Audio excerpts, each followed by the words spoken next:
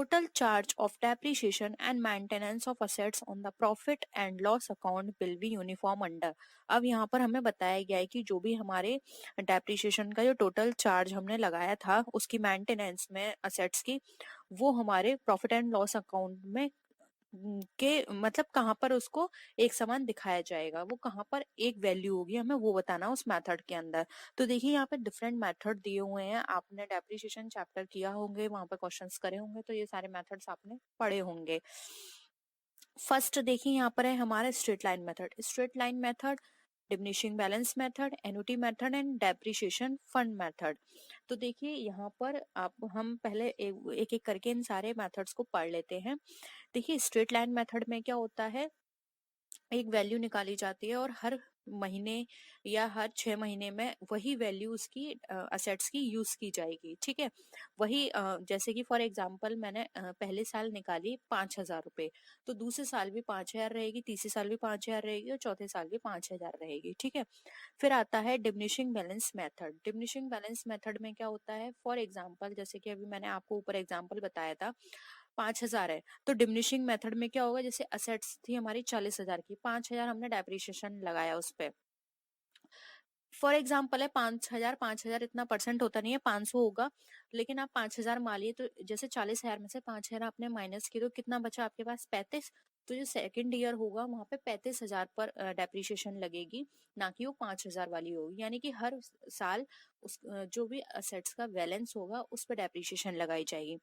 Annuity method, annuity method के अंदर एक एन्युटी टेबल होती है जिसको फॉलो करके वहां पे उसकी असेट्स की जो डेप्रिसिएशन है वो निकाली जाती है। एक एन्युटी टेबल होती है और इसमें जो भी अमाउंट निकल कर आता है उससे मल्टीप्लाई कर दिया जाता है। एन्युटी टेबल में एक वैल्यू होगी, उस वैल्यू को हम लेते हैं और साथ ही साथ उस वैल्यू से जो भी असेट्स की टोटल वैल्यू होगी उसमें मल्टीप्लाई करके एक हमारी वैल्यू निकल कर आएगी जिसको हम डेप्रिशिएबल वैल्यू बोलते हैं, उसको हम शो करते हैं अपने अकाउंट्स में। ठीक है, डेप्रिसिएशन अकाउंट में।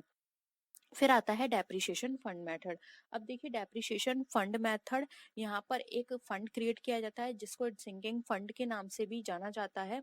इसके अंदर क्या होता है, हर साल एक फंड क्रिएट कर दिया जाता है और इसमें ये देखा जाता है कि अगर हम इस जगह अपनी बहुत सारी संपत्ति ऐसी होती हैं, मूल्यवान संपत्ति, जैसे कि एक टाइम के बाद वो खत्म होती ही होती हैं, तो वो ये सोच कर चलते हैं कि एक समय बाद जब ये खत्म हो जाएंगी तो हमें नई संपत्ति खरीदनी पड़ेगी, नई एसेट परचेस करनी पड़ेगी।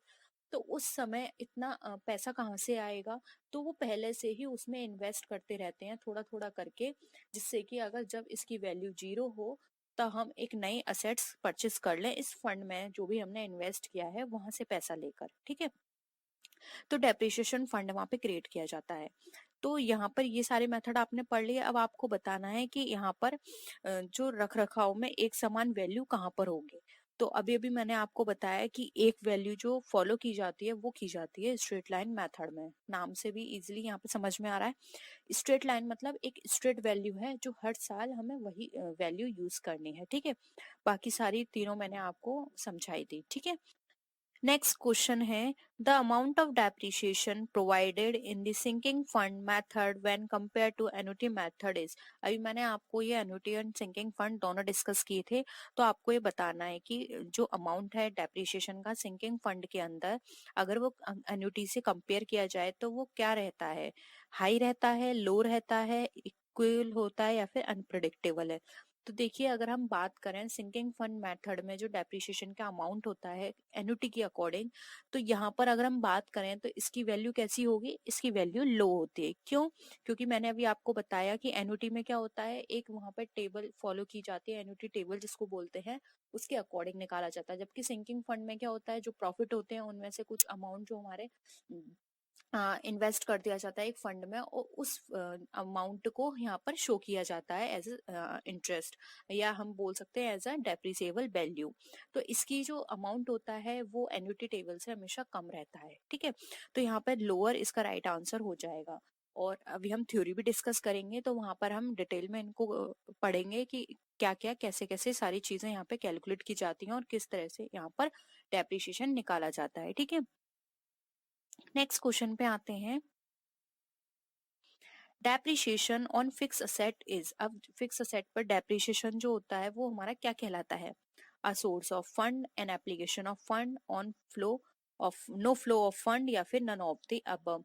तो देखिए अगर हम फिक्स असेट पर डेप्रिशिएशन निकालते हैं तो यहाँ पर ये ना तो कोई सोर्स ऑफ फंड है, क्योंकि यहाँ से हमें कोई भी फंड जनरेट नहीं हो रहा, ठीक है। एन एप्लीकेशन ऑफ फंड, अब यहाँ पर किसी फंड का कोई यूज भी नहीं हो रहा, क्योंकि यहाँ पर तो हम एक तरह से बस एक रिकॉर्ड करके चल रहे हैं कि इतने टाइम पीरियड तक हमारी वैल्यू जो है इस असेट की जीरो हो जाएगी या फिर कम हो जाएगी, हमें दूसरी परचेस करनी पड़ेगी। एक अंदाजा लग जाता है कि इतने टाइम पीरियड बाद हमें एक मशीन परचेस करनी है, ठीक है। यहाँ पर उस कोई फंड का हम यूज नहीं कर रहे हैं।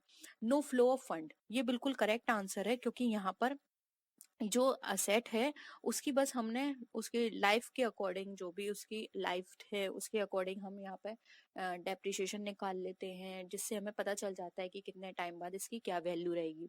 यहाँ पे फंड का कुछ भी लेना देना नहीं है, ना हमारे पास फंड जनरेट हो रहा है और ना ही हमारे पास से कहीं फंड इन्वेस्ट हो रहा है या फिर यूज हो रहा है, ठीक है। तो ये नो फ्लो ऑफ फंड यहाँ पे हमारा राइट आंसर हो जाएगा। नेक्स्ट है profit on loss, profit on the sale of furniture in an non profit organisation is to be shown on the, यानी कि किसी भी फर्नीचर को सेल करने से कोई प्रॉफिट हुआ है नॉन प्रॉफिट ऑर्गेनाइजेशन में, तो वो कहाँ दिखाया जाएगा? Credit side of profit and loss account, credit side of income and expenditure account, receipt side of receipt and payment account, या फिर asset side of balance sheet. तो यहाँ पे प्रॉफिट की बात की जा रही है, प्रॉफिट हुआ है फर्नीचर को सेल करने से। तो देखिए ये एक नॉन प्रॉफिट ऑर्गेनाइजेशन के अंदर हम ये सारी एंट्रीज कर रहे हैं। इसके अकॉर्डिंग जो हमारा राइट आंसर होगा वो होगा इनकम। फर्स्ट यहाँ पर हम इनकम एंड एक्सपेंडिचर की बात करेंगे। देखिए प्रॉफिट एंड लॉस अकाउंट यहाँ पे बिल्कुल प्रिपेयर नहीं किया जाता, तो ये कट गया। रिसिप्ट एंड पेमेंट अकाउंट की यहाँ पर बात नहीं की जा रही है, और ना ही ये यहाँ पर बैलेंस शीट की बात की जा रही है, क्योंकि यहाँ पर सिर्फ प्रॉफिट हुआ है उसके ट्रीटमेंट की पूछी जा रही है, तो वो हमारा इनकम एंड एक्सपेंडिचर के क्रेडिट साइड में शो किया जाएगा, और अगर यहाँ पे लॉस होता है और डेबिट साइड में जाता है हमारा, ठीक है। तो यहाँ पे ऑप्शन बी जो है हमारा राइट आंसर हो जाएगा। नेक्स्ट क्वेश्चन है which of the following items will not appear in the balance sheet of a club. अब इसमें से कौन सा आइटम जो है वो अपीयर नहीं होगा या फिर दिखाया नहीं जाता है बैलेंस शीट में? Subscription receipt for the next year, यानी कि एडवांस में आपने रिसीव किया है क्या वो, subscription receive for the current year, subscription not receive for the current year, और आउटस्टैंडिंग सैलरी, इसमें से कौन सा जो है वो अपीयर नहीं होगा बैलेंस शीट में? तो देखिए यहाँ पर अगर हम बात करें कौन सा आइटम यहाँ पर नहीं दिखाया जाएगा, तो यहाँ पर बात की जा रही है सब्सक्रिप्शन रिसीव हुआ है करंट ईयर में, वो यहाँ पर नहीं दिखाया जाएगा, क्योंकि वो हमारा कहाँ पर दिखा जाएगा? इनकम एंड एक्सपेंडिचर अकाउंट में करंट ईयर का। और अगर यहाँ पर बात की जा रही है सब्सक्रिप्शन रिसीव्ड, ये तो दिखाया जाता है, और सब्सक्रिप्शन नॉट रिसीव्ड, रिसीव ही नहीं हुआ, तो ये तो बिल्कुल ही हट गया। आउटस्टैंडिंग सैलरी, सैलरी की यहाँ पर बात नहीं की जा रही यहाँ पर, इसलिए ऑप्शन जो क्वेश्चन के अकॉर्डिंग है वो हो जाएगा subscription receipt for the current year, ये नहीं दिखाया जाता है। सब्सक्रिप्शन अगर नेक्स्ट ईयर का होता है तो वो दिखाया जाता है, और सी और डी तो हमारे ऑप्शन ही गलत है, तो ऑप्शन बी यहाँ पे हमारा राइट आंसर हो जाएगा।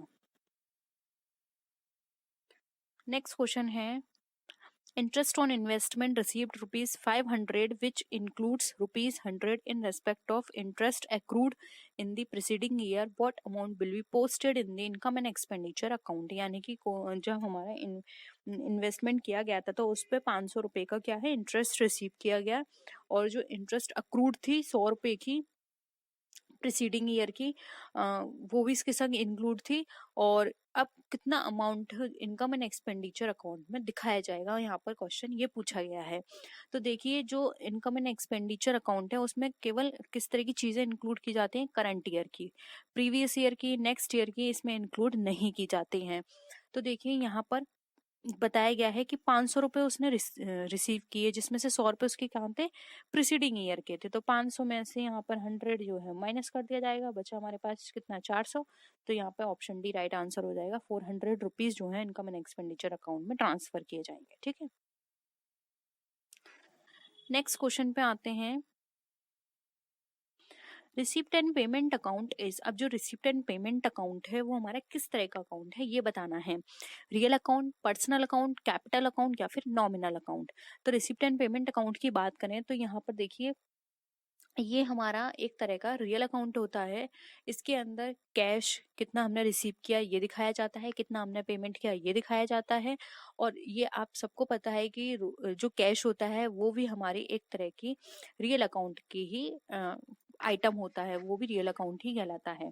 तो यहाँ पर जो हमारा रिसिप्ट एंड पेमेंट अकाउंट है वो हमारा रियल अकाउंट कहलाएगा। तो ऑप्शन ए यहाँ पे हमारा रियल अकाउंट जिसको हम बोलते हैं व्यक्तिगत रियल अकाउंट का मतलब यहाँ पर एक तरह से वास्तविक खाता हो गया, वास्तविक खाता खाता बोला जाता है। ठीक है, तो यहाँ पे ऑप्शन ए हमारा राइट आंसर हो जाएगा। In holding companies dividend received out of profit of the subsidiary company must be. अब होल्डिंग कंपनी की बात करें, इन होल्डिंग कंपनी डिविडेंड हमारे रिसीव हुआ है out of profit of subsidiary company, यानी जो सब्सिडरी कंपनी का जो प्रॉफिट है उससे डिविडेंड रिसीव हुआ है होल्डिंग कंपनी में, तो वो उसको किस तरह से ट्रीट किया जाएगा। देखिए, डेबिटेड टू इन्वेस्टमेंट अकाउंट, यानी कि डेबिट किया जाएगा इन्वेस्टमेंट अकाउंट में, credited to investment account, debited to revenue account या फिर क्रेडिटेड टू रेवेन्यू अकाउंट। तो देखिए यहाँ पे होल्डिंग कंपनी के डिविडेंड रिसीव किया है उससे सब्सिडरी कंपनी के प्रॉफिट से, तो यहाँ पे जो भी हमारी कंपनी होगी होल्डिंग कंपनी की जो सहायक कंपनी है उससे इस तरह की अगर उसको उसके प्रॉफिट से उसको कोई पार्ट मिलता है तो वो यहाँ पर हमारा एज अ क्रेडिट किया जाएगा रेवेन्यू अकाउंट के अंदर। तो ऑप्शन डी हमारा यहाँ पे राइट आंसर हो जाएगा, credited to revenue account. Investment यहाँ पे ये उसका इन्वेस्टमेंट नहीं है क्योंकि सब्सिडरी कंपनी में उसने पहले फर्दर वहाँ पे इन्वेस्ट किया था, उसके बाद उसे रिटर्न मिला है, तो वो एक तरह से वो उसका इन्वेस्ट नहीं है, वो उसका खुद का पैसा है। ऐसे ही ना ही क्रेडिटेड करेंगे ना ही डेबिट करेंगे, ये उसको क्या करेंगे, क्रेडिट कर देंगे रेवेन्यू अकाउंट, क्योंकि वहां से उसको वो रेवेन्यू जनरेट हुआ है। ठीक है, तो ऑप्शन डी यहाँ पे हमारा राइट आंसर हो जाएगा। नेक्स्ट क्वेश्चन पे आते हैं।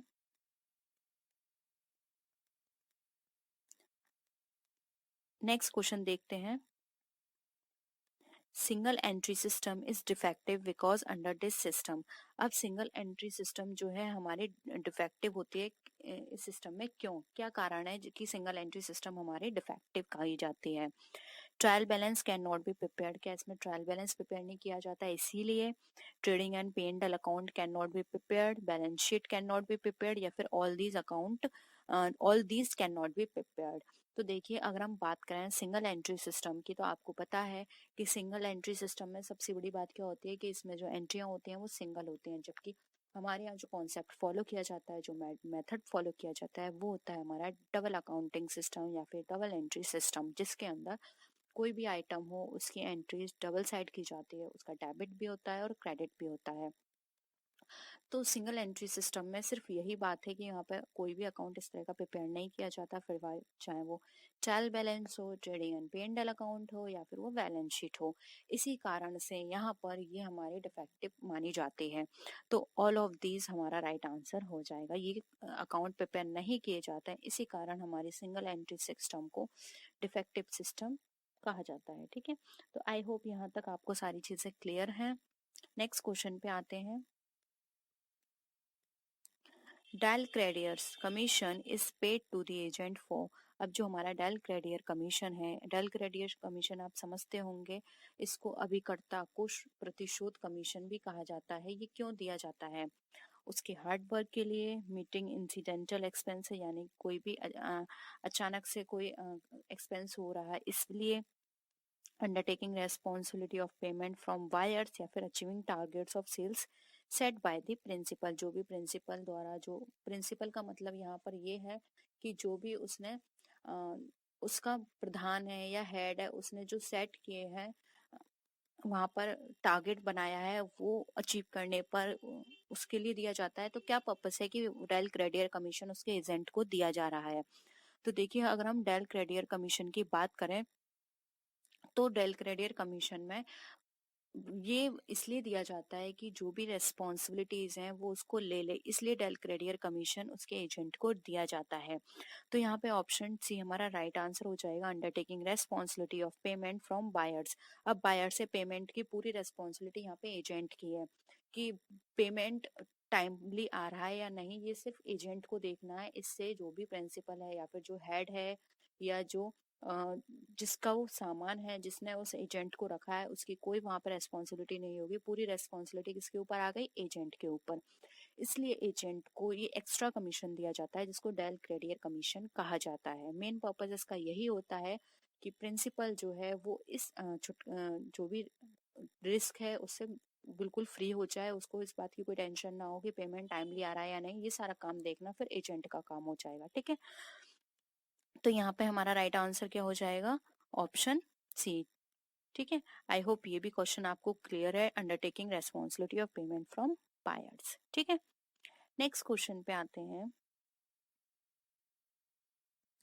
When company reserves part of its capital to be called up at the time of winding up, it is known as। अब हमें बताना है कि एक कंपनी है जिसकी जो उसकी कैपिटल है वो उसने वाइंड अप के लिए सुरक्षित करके रखी है कि वाइंड अप में इसका एक पार्ट हम अपनी कैपिटल का तब यूज करेंगे, तो उसको क्या कहेंगे? Reserve capital, capital reserve, uncalled capital या फिर सब्सक्राइब्ड कैपिटल। तो देखिए अगर हम कोई भी कंपनी है वो अपने अपनी कैपिटल के कुछ पार्ट को फ्यूचर के लिए रखती है कि वो वाइंडिंग अप पे हमें यूज करना है, तो उसको बोलते हैं हम कैपिटल, रिजर्व कैपिटल। ठीक है, तो ऑप्शन ए यहाँ पे हमारा राइट आंसर हो जाएगा। कैपिटल रिजर्व मैंने आपको बता दिया है। कैपिटल रिजर्व जो होता है वो हमारे जितने भी अगर हम बात करें जो एक्सपेंसेस होते हैं, कैपिटल लॉसेस होते हैं, उनके लिए बनाया जाता है कैपिटल रिजर्व।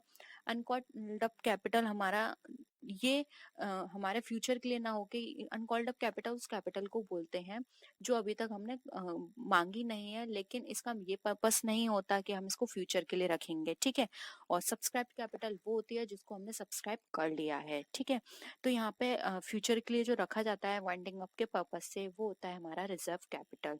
तो आई होप ये भी क्वेश्चन आपको क्लियर है। ऑप्शन ए यहाँ पे हमारा राइट आंसर हो जाएगा। नेक्स्ट क्वेश्चन पे आते हैं। Over capitalisation can be redeem. अब ओवर कैपिटलाइजेशन जो होती है वो हमारी रिडीम की जाती है कब? Bye increasing the rate of interest on debenture, या फिर इसका मतलब यहाँ पर यह है कि जो भी हमारे डिवेंचर्स हैं उन पर जो रेट इंटरेस्ट दी जा रही है उनकी रेट इंक्रीज करके, बाय रिडेम्पशन ऑफ डिवेंचर यानी डिवेंचर को रिडीम करके, by issuing of bonus share को इश्यू करके, या फिर by increasing the number of shares यानी कि जो नंबर ऑफ शेयर्स हैं उनको इंक्रीज करके। तो ओवर कैपिटलाइजेशन हम कैसे करेंगे? तो देखिए ओवर कैपिटलाइजेशन की यहाँ पर अगर हम बात करें तो यहाँ पे जो ऑप्शन के अकॉर्डिंग देखें, देखिए number by increasing the number of shares भले ही हम इनको इंक्रीज कर दें लेकिन हमारी कैपिटल उतनी ही रहनी है, तो ये ऑप्शन तो हमारा कट गया। Bye issue of bonus share से क्या होगा? कैपिटलाइजेशन, ओवर कैपिटलाइजेशन नहीं होगा। यहाँ पर क्या होगा? बोनस शेयर आपको पता है क्यों दिए जाते हैं? बोनस शेयर्स दिए जाते हैं लिक्विडिटी को अपने बचाने के लिए। ठीक है, तो ये भी ऑप्शन यहाँ पे कट गया। Bye increasing the rate of interest on debentures, अब यहाँ पर आप डिवेंचर्स पे इंक्रीज कर देंगे इंटरेस्ट, तो ये इससे ओवर कैपिटलाइजेशन नहीं होगा हमारा, तो ये भी ऑप्शन हमारा कट गया। राइट आंसर आएगा B, by redemption of debentures. अब हम डिवेंचर्स को रिडीम करा देंगे तो वहां पर हमारा ओवर कैपिटलाइजेशन हो जाएगा, इसलिए यहाँ पे ऑप्शन बी हमारा राइट आंसर है। आई होप ये भी क्वेश्चन आपको क्लियर है। नेक्स्ट आते हैं प्लॉइंग बैक ऑफ प्रॉफिट पर। अब देखिए प्लॉइंग बैक ऑफ प्रॉफिट का मतलब क्या होता है हमें ये बताना है। ऑप्शंस हैं dividend declared but not claim by shareholders. Second option है non declaration of dividend in any year, यानी कि कोई भी डिक्लेरेशन नहीं किया है डिविडेंड का। Profit earn from illegal sources and employed in business. Fourth option है retaining the earnings of business for future expansion programme. अब देखिए यहाँ पे प्लॉइंग बैक ऑफ प्रॉफिट की बात की जा रही है, तो प्लॉइंग बैक ऑफ प्रॉफिट की यहाँ पे बात करें तो यहाँ पर फर्स्ट ऑप्शन क्या बोल रहा है? Dividend declared but not claimed by share holders. तो इससे प्लॉइंग बैक का हमारा कोई मतलब नहीं निकल रहा है। यहाँ पर तो सीधे सीधे ये बताया जा रहा है कि डिविडेंड डिक्लेयर कर दिया लेकिन शेयर होल्डर्स ने नहीं लिया है। ठीक है, सेकंड ऑप्शन में बता रहा है कि उन्होंने कोई डिक्लेयर ही नहीं करा अपना डिविडेंड किसी साल, तो ये भी यहाँ पर प्लॉइंग बैक की बात नहीं कर रहा है। नेक्स्ट है profit earn from illegal source से, उसने इलीगल सोर्स से अर्न किया और उसको एम्प्लॉय कर दिया बिजनेस में, तो इससे भी हमारा प्लॉइंग बैक नहीं निकला। प्लॉइंग बैक का मेन मतलब यहाँ पर होता है कि फ्यूचर के एक्सपेंशन के लिए हम अपने जो अमाउंट है, अपना जो प्रॉफिट है, उसको हम बचा कर रखें कि हमें फ्यूचर में अपने बिजनेस को इतना एक्सपेंड करना है, इतना अपना बिजनेस बढ़ाना है, इसके लिए हमें पैसे चाहिए, तो हम अभी से उस पैसे को बचा के रखें। इसको बोला जाता है प्लॉइंग बैक ऑफ प्रॉफिट, यानी कि लाभ को बचाकर चलना, लाभों का पुनर्विनियोजन करना, ये हमारा प्लॉइंग बैक ऑफ प्रॉफिट कहलाता है। इसलिए यहाँ पे ऑप्शन डी राइट आंसर होगा, रिटेनिंग द अर्निंग्स और business for future expansion programme, यानी कि फ्यूचर के एक्सपेंशन प्रोग्राम के लिए अपने जो भी अर्निंग्स हैं उसको रिटेन करके रखना, बचा के रखना। ठीक है, देखिए यहाँ पे क्वेश्चन है errors of carry forward from one year to another year effect. अब जो एरर्स होते हैं हमारे, वो कैरी फॉरवर्ड होते हैं एक साल से दूसरे साल में, किस तरह के? पर्सनल अकाउंट के, रियल अकाउंट के, नॉमिनल अकाउंट के, या फिर both personal and real account? बताइए।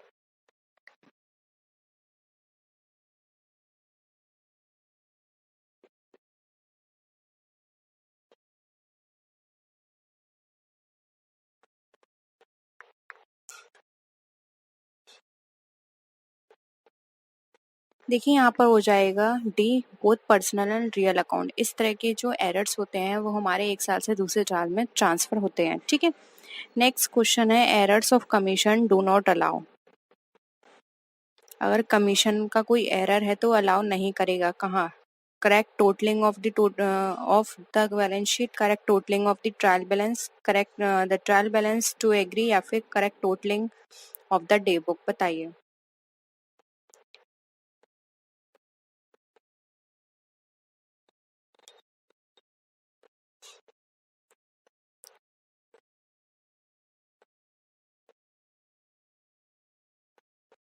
देखिए एरर ऑफ कमीशन जो है वो अलाउ नहीं करता हमारे ट्रायल बैलेंस में, क्योंकि ट्रायल बैलेंस में क्या होता है, हमारे जो बैलेंस है वो मैच करने चाहिए। ठीक है, यहाँ पे ऑप्शन सी करेक्ट हो जाएगा।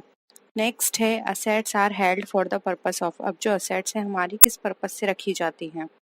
Earning revenue, resale, conversion into cash, या फिर पर्सनल पर्पस?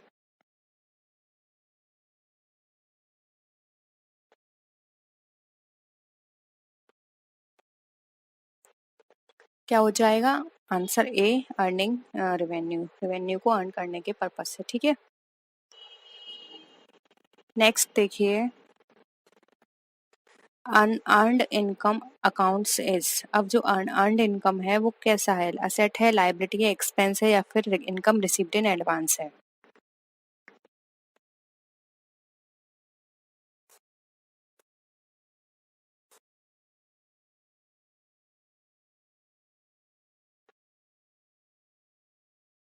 बताइए।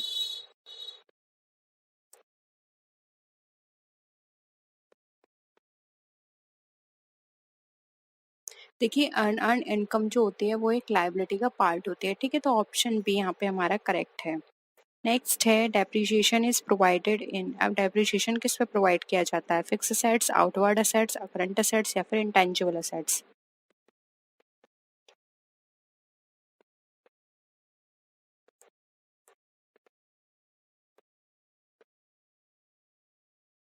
क्या होगा इसका आंसर? देखिए डेप्रिसिएशन जो है वो हमेशा फिक्स असेट्स पर लगाया जाता है। ठीक है, तो ऑप्शन ए करेक्ट है। नेक्स्ट है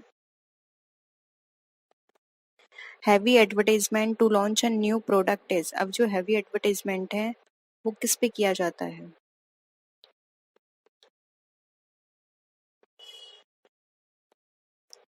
बताइए कैसा एक्सपेंडिचर है ये?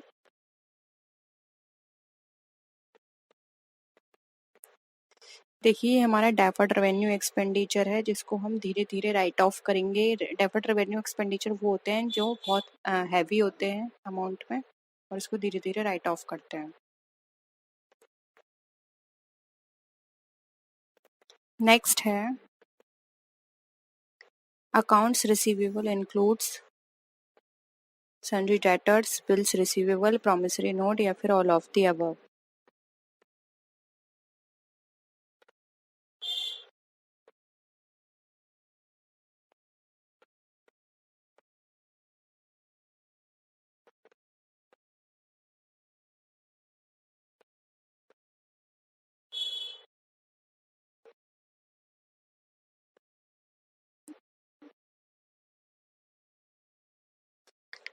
क्या होगा इसका राइट आंसर? देखिए यहाँ पर इसका राइट आंसर हो जाएगा D, all of the above. Sundry debtors, bills receivable and promissory notes, ये सब हमारे अकाउंट रिसीवेबल्स के पार्ट होते हैं। ठीक है, नेक्स्ट क्वेश्चन पे आते हैं। An example of revenue expenditure is, बताइए रेवेन्यू एक्सपेंडिचर का एग्जाम्पल इसमें से आप।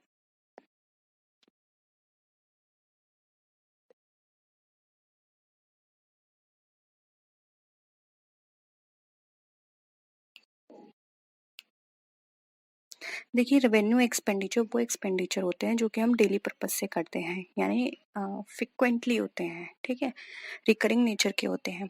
तो यहाँ पर ऑप्शन हमारा बी हो जाएगा सैलरी, क्योंकि ये सैलरी जो होती है हमारी डेली बेसिस पर दी जाती है, जबकि purchase of land, lease and purchase of building ये डेली पर्पज से ये एक्सपेंडिचर नहीं किए जाते हैं। ठीक है, नेक्स्ट है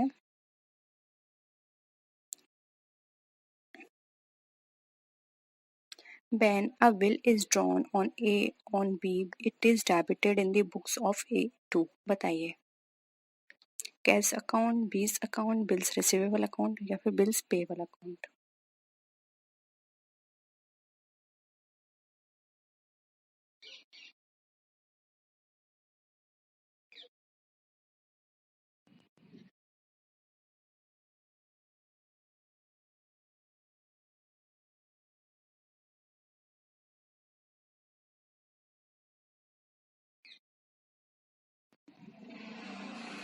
क्या हो जाएगा? आंसर हो जाएगा यहाँ पे option C, bills receivable account. ठीक है, नेक्स्ट है noting charges account is debited by. अब नोटिंग चार्जेस अकाउंट जो है वो डेबिटेड किसके द्वारा किया जाता है? Presenter of bill, the discounting banker, the acceptor, the endorser. देखिए जो नोटिंग चार्जेस अकाउंट जो होता है वो डेबिट किया जाता है रेंटर ऑफ द बिल के द्वारा। ठीक है, an element of internal environment, marketing capability, operational capability, money and capital market and personnel capability.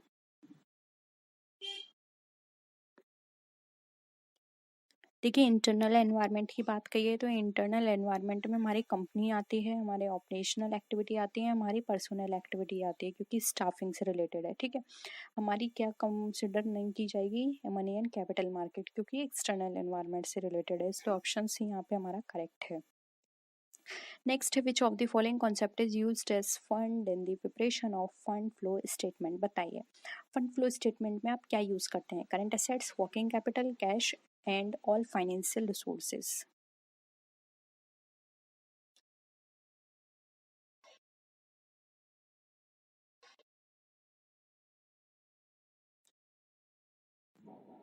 देखिए राइट आंसर हो जाएगा बी, वर्किंग कैपिटल का यूज करते हैं हम। वर्किंग कैपिटल को लेकर हम यहाँ पर जो हमारी बैलेंस शीट्स हैं उनको कंपेयर की करते हैं। ठीक है, नेक्स्ट है विंडो ट्रेसिंग इज, कर लीजिएगा, is prohibited due to conservative convention, conservation of disclosure, convention of materiality या फिर एरियर ऑफ बुक अकाउंट।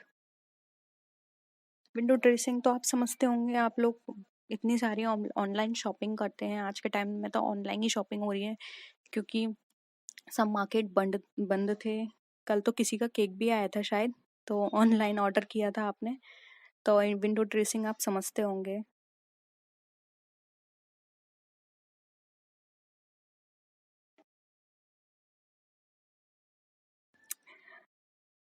हाँ ठीक है ठीक है, चलो बात मत किया करो, चलो जल्दी से आंसर करो।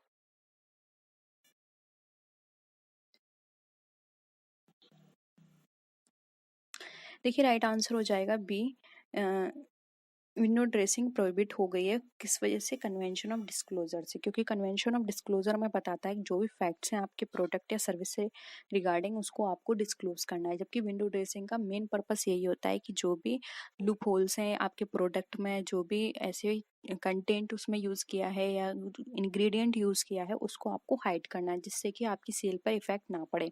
तो अपनी सेल को प्रमोट करने के लिए यहाँ पर आपको अपना प्रोडक्ट या सर्विस पॉजिटिव वे में शो किया जाता है, जबकि उसमें इतना बेटर वो नहीं होता है हेल्थ के लिए, या फिर वो दिखने में इतना अच्छा नहीं होता, लेकिन विंडो ट्रेसिंग करके आपको बहुत अच्छे से उसको दिखाया जाता है। ठीक है, तो कन्वेंशन ऑफ डिस्क्लोजर ये बिल्कुल गलत बताता है। उसके अकॉर्डिंग ये है कि जैसी चीज़ है उसको वैसा ही डिस्क्लोज करना है आपको, इसलिए ये इस कन्वेंशन के अकॉर्डिंग विंडो ड्रेसिंग जो है वो प्रोहिबिटेड है। ठीक है, लेकिन फिर भी बहुत होती है विंडो ड्रेसिंग। आप ऑनलाइन कोई प्रोडक्ट मंगा लें, ऑनलाइन वो बहुत अच्छा दिखाई देता है और जब वो आपके पास आता है तो प्रोडक्ट बिल्कुल अलग होता है।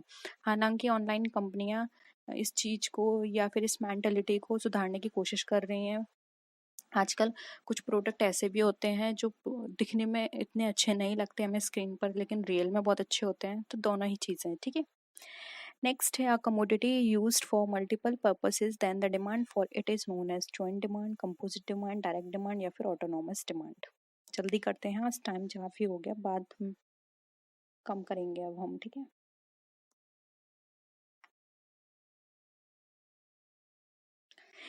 जल्दी से आंसर करिए इसका। देखिए यहाँ पे बी राइट होगा, कंपोजिट डिमांड, क्योंकि कंपोजिट डिमांड ऐसी डिमांड होती है जो एक डिमांड के साथ दूसरी डिमांड लेकर आती है। यहाँ पर एक ठीक है, तो यहाँ पर हमारा जो आंसर होगा वो होगा बी। नेक्स्ट है, which of the following is not a measure of dispersion, quartile, range, mean deviation and standard deviation.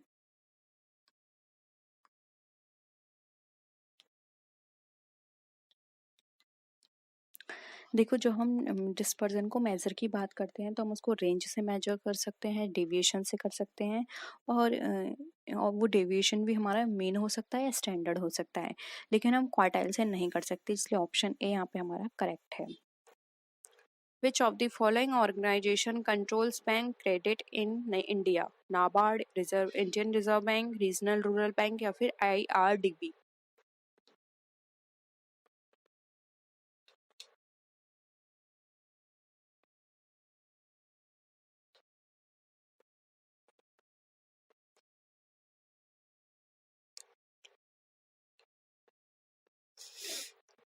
देखिए, बैंक क्रेडिट के कंट्रोल की बात की जा रही है, तो राइट आंसर हो जाएगा बी, जो कि है इंडियन रिजर्व बैंक यानी कि आरबीआई। ठीक है,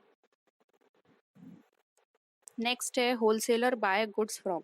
अब 2019 में क्वेश्चन पूछा गया था कि रिटेलर किससे बाय करता है। अब यहाँ पर पूछा गया है होलसेलर किससे बाय करता है, रिटेलर से, कंज्यूमर से, सेल्फ प्रोडक्शन है या फिर प्रोड्यूसर से। आंसर करिए।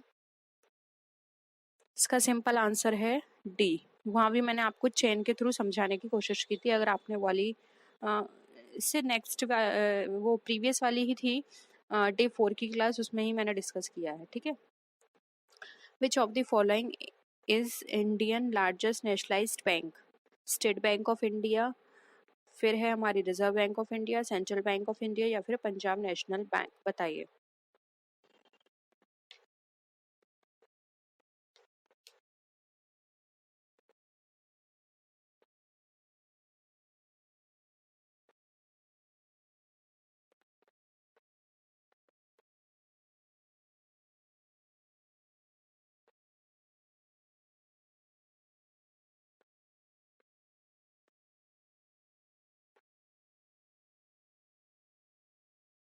राइट आंसर हो जाएगा ए, जो कि है यहाँ पर स्टेट बैंक ऑफ इंडिया। ठीक है, फिर है electricity of demand in two substitute goods. अब टू सब्सिट्यूट गुड्स में हमारी इलास्टिसिटी की डिमांड जो है वो किस तरह की होगी?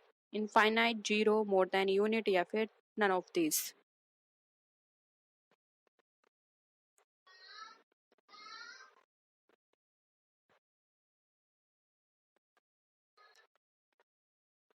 देखिए, यहाँ पे दो सब्सिट्यूट गुड्स की बात की गई है, तो दो सब्सिट्यूट गुड्स में हमेशा जो इलास्टिसिटी होती है हमारी डिमांड की वो मोर देन यूनिट होती है। ठीक है, तो ऑप्शन सी यहाँ पे हमारा करेक्ट हो जाएगा। नेक्स्ट है, which of the following is studied in economics? Human activities, organism activities, saint activities या फिर माइजरी एक्टिविटीज।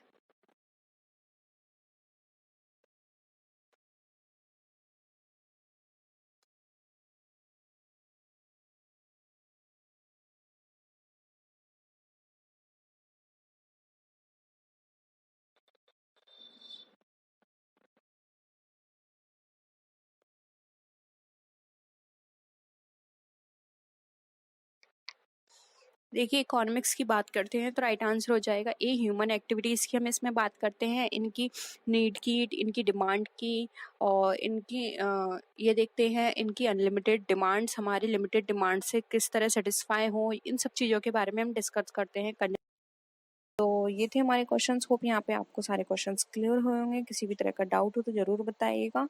और वीडियो कैसी लगी, वीडियो को लाइक कीजिए, फ्रेंड्स के शेयर कीजिए। किसी भी तरह की कोई भी क्वेरी हो तो ज़रूर बताइएगा। तो नेक्स्ट वीडियो में फिर मिलते हैं और भी अच्छी वीडियोज़ के साथ। तब तक के लिए टेक केयर, बाय बाय।